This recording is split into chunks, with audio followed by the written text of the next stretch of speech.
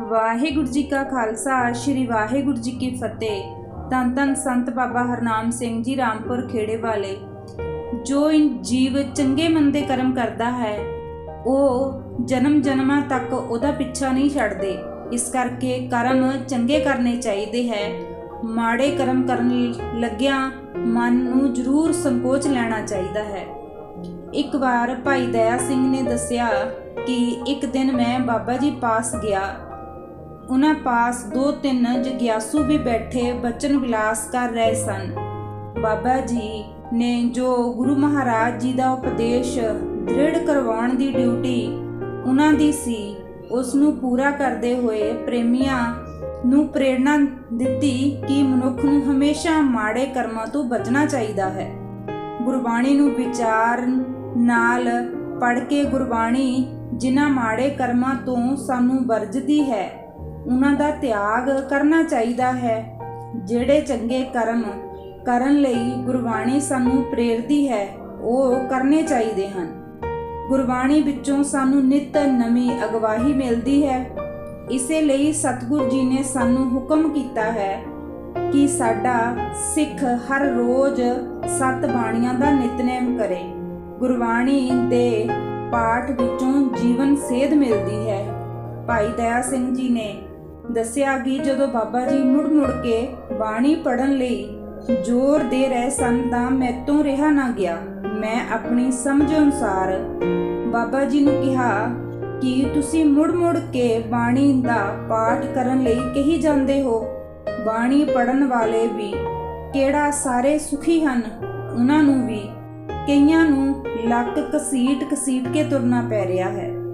ਉਹ ਤਾਂ ਬਿਨਾਂ ਸਹਾਰੇ ਤੋਂ ਤੁਰ ਵੀ ਨਹੀਂ ਸਕਦੇ। ਕੋਈ ਹੋਰ ਦੁੱਖਾਂ ਵਿੱਚ ਘਿਰੇ ਹੋਏ ਹਨ। ਇਹ ਗੱਲ ਕਹਿ ਕੇ ਮਨੋਂ ਮੈਂ ਚੁੱਲ੍ਹੇ ਵਿੱਚ ਡਾਂਗ ਫੇਰ ਦਿੱਤੀ ਹੋਵੇ।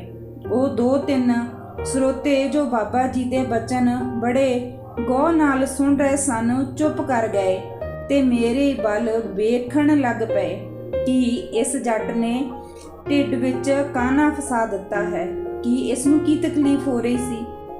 ਹੁਣ ਇਹ ਸਾਡੀ ਤਰਫੋਂ ਵਕਾਲਤ ਕਰੇਗਾ। ਉਹਨਾਂ ਦਾ ਵੀ ਹਾਂ ਪੱਖੀ ਚਿਹਰਾ ਦੇਖ ਕੇ ਮੈਂ ਹੋਰ ਹੁਸ਼ਿਆਰ ਹੋ ਗਿਆ ਤੇ ਮੁੜ ਉਹੀ ਆਪਣੀ ਰੱਟ ਦੁਹਰਾਈ। ਬਾਬਾ ਜੀ ਨੇ ਬੜੇ ਠਰਮੇ ਨਾਲ ਉੱਤਰ ਦਿੱਤਾ, ਦਇਆ ਸਿੰਘ, ਜੇ ਕਿਸੇ ਬਾਣੀ ਪੜ੍ਹਨ ਵਾਲੇ ਸਰੀਰ ਨੂੰ ਕਸ਼ਟ ਹੈ ਤਾਂ ਉਹ ਉਸਦੇ ਆਪਣੇ ਕੀਤੇ ਕਰਮਾਂ ਦਾ ਫਲ ਹੈ। ਕਿਉਂਕਿ ਕਰਮ ਦਾ ਦੋਸ਼ ਅਸੀਂ ਕਿਸੇ ਨੂੰ ਨਹੀਂ ਦੇ ਸਕਦੇ। ਗੁਰਬਾਣੀ ਪੜ੍ਹਨ ਨਾਲ ਤਾਂ ਕਰਮ ਘਟ ਜਾਂਦੇ ਹਨ। ਬਾਣੀ ਪੜ੍ਹਨ ਨਾਲ ਗੁਰਮੁਖ ਸਰੀਰ ਦੁੱਖ ਨੂੰ ਆਪਣੇ ਕਰਮਾਂ ਦਾ ਭੁਗਤਾਨ ਜਾਣ ਕੇ ਕਿਸੇ ਨੂੰ ਦੋਸ਼ ਨਹੀਂ ਦਿੰਦਾ ਤੇ ਗੁਰੂ ਹੁਕਮ ਵਿੱਚ ਸਬਰ ਸ਼ੁਕਰ ਨਾਲ ਸਮਾਂ ਬਤੀਤ ਕਰ ਲੈਂਦਾ ਹੈ। ਪਰ ਮੈਂ ਫਿਰ ਆਪਣੀ ਜਿੱਦ ਤੇ ਕਾਇਮ ਰਹਿ ਕੇ ਬਾਬਾ ਜੀ ਨੂੰ ਕਿਹਾ ਕਿ ਜਿਸ ਨੇ ਅੰਮ੍ਰਿਤ ਵੀ ਛਕਿਆ ਹੋਵੇ ਉਹ ਤੁਹਾਡੇ ਕਹਿਣ ਅਨੁਸਾਰ ਨਿਤਨੇਮ ਵੀ ਕਰਦਾ ਹੋਵੇ, ਗੁਰਬਾਣੀ ਦਾ ਕੀਰਤਨੀਆ ਵੀ ਹੋਵੇ, ਮੈਨੂੰ ਦੱਸੋ ਉਸ ਨੂੰ ਕਿਹੜੇ ਕਰਮਾਂ ਦੀ ਸਜ਼ਾ ਮਿਲ ਰਹੀ ਹੈ ਜੋ ਤੁਰਨ ਫਿਰਨ ਤੋਂ ਵੀ ਅਤੁਰ ਹੈ। ਬਾਬਾ ਜੀ ਕਹਿਣ ਲੱਗੇ, ਦਇਆ ਸਿੰਘ, ਪਤਾ ਤਾਂ ਲੱਗੇ ਤੂੰ ਕਿਸ ਦੀ ਗੱਲ ਕਰਦਾ ਹੈ। ਤਾਂ ਮੈਂ ਬੜੇ ਭਰੋਸੇ ਨਾਲ ਕਿਹਾ ਕਿ ਮੈਂ ਸੰਤੋਖ ਸਿੰਘ ਉਸਮਾਨ ਸ਼ਹੀਦ ਵਾਲੇ ਦੀ ਗੱਲ ਕਰਦਾ ਹਾਂ, ਜਿਸ ਨੇ ਤੁਹਾਡੇ ਪਾਸੋਂ ਹੀ ਅੰਮ੍ਰਿਤ ਛਕਿਆ ਹੈ ਤੇ ਬਾਣੀ ਵੀ ਪੜ੍ਹਦਾ ਹੈ, ਰਹਿਤ ਵੀ ਰੱਖਦਾ ਹੈ ਤੇ ਕੀਰਤਨ ਵੀ ਕਰਦਾ ਹੈ। ਬਾਬਾ ਜੀ ਮੇਰੀ ਦਲੇਰੀ ਵਾਲਾ ਉੱਤਰ ਸੁਣ ਕੇ ਕੁਝ ਛਿਨ ਚੁੱਪ ਕਰ ਰਹੇ ਤੇ ਥੋੜੀ ਚੁੱਪ ਬਾਅਦ ਕਹਿਣ ਲੱਗੇ, ਦਇਆ ਸਿੰਘ, ਕਿਸੇ ਦੇ ਕਰਮ ਦਾ ਪਰਦਾ ਨਹੀਂ ਚੁੱਕੀਦਾ। ਸਭ ਆਪੋ ਆਪਣੇ ਕਰਮਾਂ ਦਾ ਹੀ ਫਲ ਭੁਗਤ ਰਹੇ ਹਨ। ਇਸ ਵਿੱਚ ਰਤਾ ਵੀ ਕਿੰਤੂ ਕਰਨ ਦੀ ਗੁੰਜਾਇਸ਼ ਨਹੀਂ। ਤੂੰ ਗੁਰਬਾਣੀ ਤੇ ਗਲਤ ਕਿੰਤੂ ਕਰ ਰਿਹਾ ਹੈ।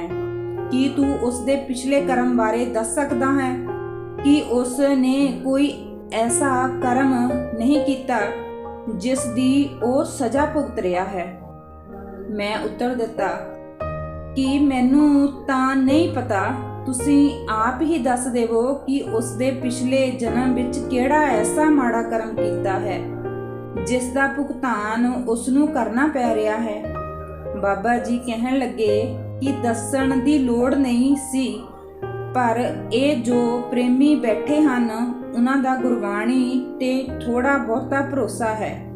ਤੇਰੇ ਇਹਨਾਂ ਬਚਨਾਂ ਨਾਲ ਇਹਨਾਂ ਦੇ ਵੀ ਨਾਸਤਕ ਹੋਣ ਦਾ ਡਰ ਹੈ।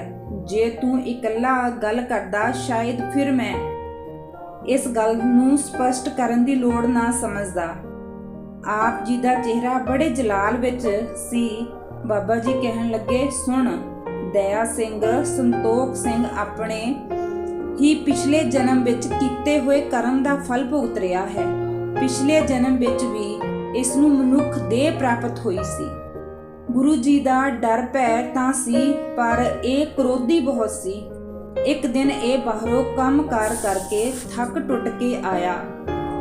ਇਸ਼ਨਾਨ ਆਦਿ ਕਰਕੇ ਜੋ ਪ੍ਰਸ਼ਾਦਾ ਘਰ ਵਾਲਿਆਂ ਉਸ ਨੂੰ ਛਕਣ ਲਈ ਦਿੱਤਾ, ਉਸ ਨੂੰ ਛਕਣਾ ਸ਼ੁਰੂ ਕੀਤਾ। ਅਜੇ ਇੱਕ ਦੋ ਗਰਾਹੀਆਂ ਹੀ ਇਸ ਨੇ ਮੂੰਹ ਪਾਈਆਂ ਸਨ ਕਿ ਕੋਈ ਖਾਣ ਵਾਲੀ ਚੀਜ਼ ਲੈਣ ਚੌਂਕੇ ਵੱਲ ਚਲਾ ਗਿਆ। ਨੇੜੇ ਬੈਠੇ ਕੁੱਕਰ ਨੇ ਦੇਖਿਆ ਕਿ ਥਾਲੀ ਸੁੰਨੀ ਪਈ ਹੈ। ਆਪਣੀ ਆਦਤ ਮੁਤਾਬਿਕ ਕੁੱਤਾ ਉੱਠਿਆ ਤੇ ਥਾਲੀ ਵਿੱਚ ਪਏ ਪ੍ਰਸ਼ਾਦੇ ਥੋੜੀ ਦੂਰ ਲਿਜਾ ਕੇ ਖਾਣ ਲੱਗ ਪਿਆ। ਜਦੋਂ ਇਹ ਵਾਪਸ ਉਹ ਚੀਜ਼ ਲੈ ਕੇ ਪਰਤਿਆ ਤਾਂ ਥਾਲੀ ਖਾਲੀ ਦੇਖੀ। ਅਗਾਂਹ ਨਿਗਾਹ ਮਾਰੀ ਤਾਂ ਥਾਲੀ ਵਾਲੇ ਪ੍ਰਸ਼ਾਦੇ ਕੁੱਕਰ ਬੜੀ ਮੌਜ ਨਾਲ ਖਾ ਰਿਹਾ ਸੀ। ਇਹ ਦੇਖ ਕੇ ਇਸ ਨੂੰ ਇੰਨਾ ਕ੍ਰੋਧ ਆਇਆ ਕਿ ਇਸ ਨੇ ਲਾਗੇ ਪਈ ਇੱਕ ਡਾਂਗ ਚੁੱਕ ਲਈ ਤੇ ਅਵੇਸਲੇ ਰੋਟੀ ਖਾ ਰਹੇ ਕੁੱਤੇ ਦੇ ਮਾਰੀ ਕਿ ਉਸ ਦਾ ਲੱਕ ਟੁੱਟ ਗਿਆ। ਉਸ ਕੁੱਕਰ ਕਈ ਚਿਰ ਉੱਥੇ ਹੀ ਪਿਆ ਕੁਰਲਾਹਟ ਪਾਉਂਦਾ ਰਿਹਾ। ਇਸ ਦੇ ਮਨ ਨੂੰ ਪਛਤਾਵਾ ਤਾਂ ਲੱਗਾ, ਪਰ ਕ੍ਰੋਧ ਨੇ ਆਪਣਾ ਕੰਮ ਕਰ ਲਿਆ ਸੀ। ਉਹ ਕੁੱਤਾ ਸਾਰੀ ਉਮਰ ਜਿੰਨਾ ਚਿਰ ਜਿਉਂਦਾ ਰਿਹਾ, ਲੱਕ ਟੁੱਟਣ ਸਦਕਾ ਲੱਕ ਕਸੀਟ ਕੇ ਉਸਨੇ ਸਮਾਂ ਗੁਜ਼ਾਰਿਆ। ਮੁਹਰਲੀਆਂ ਲੱਤਾਂ ਸਹਾਰੇ ਹੀ ਸਾਰਾ ਜੀਵਨ ਬਤੀਤ ਕੀਤਾ। ਹੁਣ ਜੇ ਉਸ ਵੇਲੇ ਇਹ ਸੰਜਮ ਤੇ ਸਬਰ ਤੋਂ ਕੰਮ ਲੈਂਦਾ, ਵਿਚਾਰ ਲੈਂਦਾ ਕਿ ਉਹ ਪ੍ਰਸ਼ਾਦੇ ਜੋ ਕੁੱਤਾ ਲੈ ਗਿਆ ਹੈ ਮੇਰੇ ਖਾਣ ਦੇ ਤਾਂ ਰਹੇ ਨਹੀਂ, ਤੇ ਨਾ ਹੀ ਇਸ ਨੂੰ ਮਾਰਨ ਨਾਲ ਮੁੜ ਉਹ ਸੁੱਚੇ ਹੋ ਜਾਣੇ ਹਨ। ਇਹ ਇਸ ਦੇ ਭਾਗਾਂ ਵਿੱਚ ਹੀ ਲਿਖੇ ਹੋਣੇ ਹਨ। ਸੋਚ ਵਿਚਾਰ ਕਰ ਲੈਂਦਾ ਤਾਂ ਉਸ ਕਰਮ ਤੋਂ ਬਚ ਜਾਣਾ ਸੀ। ਕਰਮ ਕਰਨ ਲੱਗਿਆਂ ਤਾਂ ਜਰਾ ਵੀ ਸੋਚ ਵਿਚਾਰ ਤੋਂ ਕੰਮ ਨਹੀਂ ਲਿਆ। ਜੇ ਹੁਣ ਉਸ ਕੀਤੇ ਕਰਮ ਦਾ ਭੁਗਤਾਨ ਕਰਨਾ ਪੈ ਰਿਹਾ ਹੈ ਤਾਂ ਤੇਰੇ ਵਰਗੇ ਕਿੰਤੂ ਪ੍ਰੰਤੂ ਕਰਦੇ ਹਨ। ਭਾਵੇਂ ਸੰਤੋਖ ਸਿੰਘ ਔਖ ਨਾਲ ਤੁਰਦਾ ਹੈ, ਪਰ ਗੁਰਬਾਣੀ ਪੜਨ ਸੁਣਨ ਸਦਕਾ ਉਹ ਓਟ ਆਸਰੇ ਇਹ ਦੁੱਖ ਨੂੰ ਉਸ ਨੂੰ ਬਹੁਤ ਦੁਖਦਾਈ ਨਹੀਂ ਭਾਪਦਾ। ਸਬਰ ਸੰਤੋਖ ਨਾਲ ਦਿਨ ਕੱਟ ਰਿਹਾ ਹੈ। ਇਹ ਗੁਰਬਾਣੀ ਦੀ ਹੀ ਬਰਕਤ ਹੈ। ਜੇ ਉਹ ਗੁਰਬਾਣੀ ਤੋਂ ਦੂਰ ਹੁੰਦਾ ਤਾਂ ਸਬਰ ਸ਼ੁਕਰ ਦੀ ਥਾਂ ਪਰਮੇਸ਼ਵਰ ਨੂੰ ਉਲਾਮੇ ਦਿੰਦਾ ਤੇ ਬੁਰਾ ਭਲਾ ਵੀ ਆਖਦਾ। ਇਹੋ ਜਿਹੇ ਕਰਮ ਕਰਦਾ, ਫਿਰ ਸਮਾਂ ਬਤੀਤ ਕਰਦਾ। ਉਸ ਪਾਪ ਕਰਮ ਦੇ ਮਿਲਣ ਵਾਲੇ ਫਲ ਪ੍ਰਤੀ ਸੋਚਣਾ ਚਾਹੀਦਾ ਹੈ। ਕਈ ਵਾਰੀ ਦੇਰ ਕਰਨ ਨਾਲ ਪਾਪ ਕਰਨ ਦਾ ਸਮਾਂ ਟਲ ਜਾਂਦਾ ਹੈ। ਦਇਆ ਸਿੰਘ ਨੇ ਦੱਸਿਆ ਕਿ ਜਦੋਂ ਬਾਬਾ ਜੀ ਨੇ ਇਹ ਸਾਰੀ ਵਾਰਤਾ ਸੰਤੋਖ ਸਿੰਘ ਦੇ ਪਿਛਲੇ ਜਨਮ ਦੀ ਦੱਸੀ ਤਾਂ ਸਾਡੇ ਰੌਂਗਟੇ ਖੜੇ ਹੋ ਗਏ ਅਤੇ ਹੋਰ ਕਿੰਤੂ ਕਰਨ ਦੀ ਜੁਰਤ ਨਾ ਰਹੀ ਤੇ ਮਨ ਵਿੱਚ ਮਾੜੇ ਕਰਮ ਤੋਂ ਸੰਕੋਚ ਕਰਨ ਲਈ ਇੱਕ ਲਗਾਤਾਰ ਸੋਚ ਚੱਲ ਪਈ। ਉਹ ਪਹਿਲੇ ਪ੍ਰੇਮੀ ਤੇ ਸਰਦਾਰ ਦਇਆ ਸਿੰਘ ਜੀ ਵੀ ਪੱਥਰ ਦੀ ਮੂਰਤ ਵਾਂਗ ਹੁਣ ਬਾਬਾ ਜੀ ਦੇ ਬਚਨ ਸੁਣ ਰਹੇ ਸਨ। ਬਾਬਾ ਜੀ ਨੇ ਹੋਰ ਵਿਚਾਰ ਨਾਲ ਸਾਰੇ ਹੋਰ ਸ਼ੰਕੇ ਜੋ ਮਨ ਦੇ ਕਿਸੇ ਕੋਨੇ ਵਿੱਚ ਪਏ ਸਨ ਗੁਰਬਾਣੀ ਦੀਆਂ ਪੰਕਤੀਆਂ ਰਾਹੀਂ ਦੂਰ ਕਰ ਦਿੱਤੇ ਤੇ ਬਹੁਤ ਸਾਰੀਆਂ ਗੱਲਾਂ ਸਾਨੂੰ ਹੋਰ ਗੁਰਗਿਆਨ ਦੀਆਂ ਦਿੱਤੀਆਂ।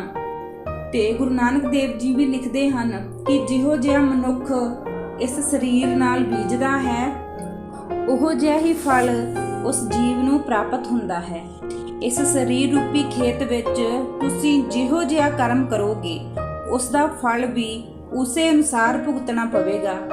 ਇਹ ਜੋ ਸਰੀਰ ਵੀ ਸਾਨੂੰ ਪਰਮੇਸ਼ਵਰ ਨੇ ਦਿੱਤਾ ਹੈ ਇਹ ਵੀ ਕਰਮਾਂ ਕਰਕੇ ਹੀ ਮਿਲਦਾ ਹੈ। ਕਿਸੇ ਦਾ ਸੋਹਣਾ ਅਰੋਗ ਸਡੋਲ ਸਰੀਰ ਹੈ, ਕਿਸੇ ਦਾ ਕਰੂਪ ਸਰੀਰ ਹੈ, ਕੋਈ ਅੰਗਹੀਣ ਹੈ, ਕੋਈ ਮਤਹੀਣ ਹੈ। ਇਹ ਸਭ ਪੂਰਬਲੇ ਕੀਤੇ ਕਰਮਾਂ ਅਨੁਸਾਰ ਹੀ ਚੱਲ ਰਿਹਾ ਹੈ। ਸਤਿਗੁਰੂ ਨਾਨਕ ਪਾਤਸ਼ਾਹ ਜੀ ਨੇ ਵੀ ਤਾਂ ਜਪਜੀ ਸਾਹਿਬ ਜੀ ਦੀ ਚੌਥੀ ਪੌੜੀ ਦੇ ਅਖੀਰ ਵਿੱਚ ਸਪਸ਼ਟ ਲਿਖਿਆ ਹੈ ਕਿ ਕਰਮੀ ਆਵੈ ਕੱਪੜਾ ਨਦਰੀ ਮੋਖ ਦਵਾਰ। ਕਰਮਾਂ ਕਰਕੇ ਸਰੀਰ ਰੂਪੀ ਪੁਸ਼ਾਕਾ ਮਿਲਦਾ ਹੈ। ਪਰਮੇਸ਼ਵਰ ਦੀ ਰਹਿਮਤੇ ਨਜ਼ਰ ਨਾਲ ਬਦ ਖਲਾਸੀ ਹੋ ਜਾਂਦੀ ਹੈ। ਜੇ ਕਿਸੇ ਕਰਮਾਂ ਪ੍ਰਤੀ ਸ਼ੰਕਾ ਨਿਵਰਤ ਕਰਨਾ ਹੈ ਤਾਂ ਧਨਾਸਰੀ ਰਾਗ ਵਿੱਚ ਭਗਤ ਤਰਲੋਚਨ ਸਿੰਘ ਜੀ ਦਾ ਸ਼ਬਦ ਪੜ੍ਹ ਕੇ ਦੇਖਣਾ ਚਾਹੀਦਾ ਹੈ। ਨਾਰਾਇਣ ਨਿੰਦਸ ਕਾਏ ਪੂਲੇ ਗਵਾਰੀ, ਦੁਕ੍ਰਿਤ ਸੁਕ੍ਰਿਤ ਥਾਰੋ ਕਰਮ ਰੀ। ਭਾਵ ਕਿ ਪਰਮੇਸ਼ਵਰ ਦੇ ਦਰ ਵਿੱਚ ਤਾਂ ਗੁਰੂ ਹੁਕਮ ਅਨੁਸਾਰ ਹੀ ਚੱਲਣਾ ਪੈਂਦਾ ਹੈ। ਮੰਦਾ ਚੰਗਾ ਆਪਣਾ ਆਪੇ ਹੀ ਕੀਤਾ ਪਾਵਣਾ। ਭਾਵ ਜੋ ਅਸੀਂ ਕਰਦੇ ਹਾਂ ਉਹੀ ਹੀ ਸਾਨੂੰ ਭੁਗਤਣਾ ਪੈਂਦਾ ਹੈ। ਇਸ ਸਰੀਰ ਨਾਲ ਜੋ ਕੁਝ ਮਾੜੇ ਚੰਗੇ ਮਨੁੱਖ ਕਰਮ ਕਰਦਾ ਹੈ ਉਸ ਦਾ ਫਲ ਅਵਸ਼ ਉਸ ਨੂੰ ਭੁਗਤਣਾ ਹੀ ਪੈਂਦਾ ਹੈ। ਪਰਮੇਸ਼ਵਰ ਨੇ ਮਨੁੱਖ ਨੂੰ ਕਰਮ ਕਰਨ ਦੀ ਸੁਤੰਤਰਤਾ ਦਿੱਤੀ ਹੋਈ ਹੈ, ਪਰ ਕੀਤੇ ਹੋਏ ਕਰਮਾਂ ਦੇ ਫਲ ਨੂੰ ਭੋਗਣ ਲਈ ਮਨੁੱਖ ਪ੍ਰਤੰਤਰ ਹੈ। ਸੋ ਇਸ ਲਈ ਕੋਈ ਵੀ ਕਰਮ ਕਰਨਾ ਹੋਵੇ ਪਹਿਲਾਂ ਉਸ ਦੇ ਮਿਲਣ ਵਾਲੇ ਫਲ ਦਾ ਲੇਖਾ ਜੋਖਾ ਅਵਸ਼ ਕਰ ਲੈਣਾ ਚਾਹੀਦਾ ਹੈ, ਕਿਉਂਕਿ ਗੁਰਬਾਣੀ ਦੇ ਨਾਮ ਸਿਮਰਨ ਕੀਤੇ ਮਾੜੇ ਕਰਮਾਂ ਦੇ ਫਲ ਨੂੰ ਘਟਾ ਜ਼ਰੂਰ ਦਿੰਦੀ ਹੈ। ਇਸ ਵਿੱਚ ਰਚਨ ਮਾਤਰ ਵੀ ਕੋਈ ਸ਼ੰਕਾ ਜਾਂ ਦੁਵਿਧਾ ਦੀ ਗੁੰਜਾਇਸ਼ ਨਹੀਂ ਹੈ ਕਿ ਉਹ ਗੁਰਬਾਣੀ ਨਾ ਪੜ੍ਹਨ ਵਾਲੇ ਨੂੰ ਫਲ ਨਹੀਂ ਭੁਗਤਣੇ ਪੈਂਦੇ। ਪੜ੍ਹਨ ਵਾਲੇ ਨੂੰ ਵੀ ਭੁਗਤਣੇ ਪੈਂਦੇ ਹਨ, ਪਰ ਗੁਰਬਾਣੀ ਪੜ੍ਹਨ ਦੇ ਨਾਲ ਉਸ ਦਾ ਫਲ ਘੱਟ ਹੋ ਜਾਂਦਾ ਹੈ, ਦੁੱਖ ਕਲੇਸ਼ ਘੱਟ ਹੋ ਜਾਂਦੇ ਹਨ। ਤੇ ਜਿਸ ਦੇ ਚੰਗੇ ਕਰਮ ਹੋ ਜਾਣ ਤੇ ਗੁਰਬਾਣੀ ਇਹੋ ਜਿਹੀ ਰਹਿਮਤ ਵਿੱਚ ਆ ਜਾਂਦੀ ਹੈ ਕਿ ਉਸ ਦੇ ਦੁੱਖਾਂ ਕਲੇਸ਼ਾਂ ਵਾਲੇ ਕਰਮ ਸਾਰੇ ਹੀ ਘੱਟ ਹੋ ਜਾਂਦੇ ਹਨ। ਇਸ ਕਰਕੇ ਗੁਰਬਾਣੀ ਪੜ੍ਹਨੀ ਬਹੁਤ ਜ਼ਰੂਰੀ ਹੈ। ਵਾਹਿਗੁਰੂ ਜੀ ਕਾ ਖਾਲਸਾ, ਵਾਹਿਗੁਰੂ ਜੀ ਕੀ ਫਤਿਹ।